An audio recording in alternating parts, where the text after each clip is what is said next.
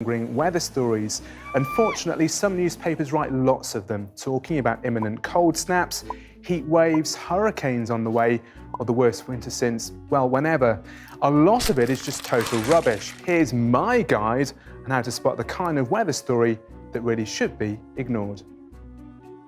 Predictions like this, talking about one type of weather lasting for months on end, are almost always nonsense.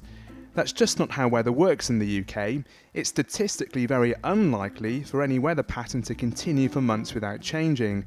And whilst it's sometimes possible for meteorologists to make general trend predictions months in advance, these long-term forecasts are highly uncertain.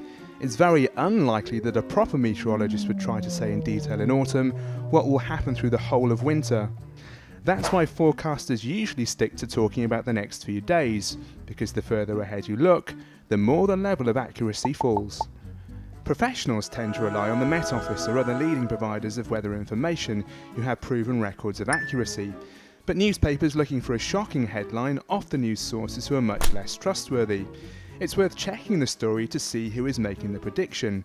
If it's someone with no qualifications or credentials, the story is probably junk. Sometimes even a few seconds of Googling will tell you whether the source can be trusted. And it doesn't help that newspapers sometimes just copy each other's stories, so one dubious claim gets repeated. This doesn't mean that forecasters like me always get it right. It's impossible to be 100% accurate. But if an organisation like the Met Office, with its meteorologists, network of weather stations and powerful supercomputers, can't get the weather right all of the time, what are the chances of an amateur with no qualifications doing a better job? The headline writers have a lot of tricks up their sleeve when it comes to making weather events sound as scary as possible. Noticing anything here? The high temperatures are all given in Fahrenheit to make the number bigger, while cold temperatures are always in Celsius to make the number as low as possible. If there's a temperature or wind speed in a headline, it's a safe bet that this is the most extreme reading the journalist could find, and not representative of what almost all people will experience. Sneakiest of all, some unscrupulous writers have a habit of giving the ground temperature, not the air temperature.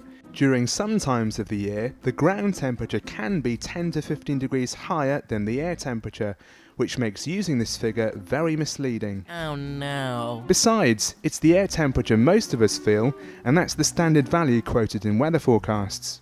You might think this is all a bit of fun and no one gets hurt. After all, it's only the weather, but we know people's behaviour changes when they read weather reports.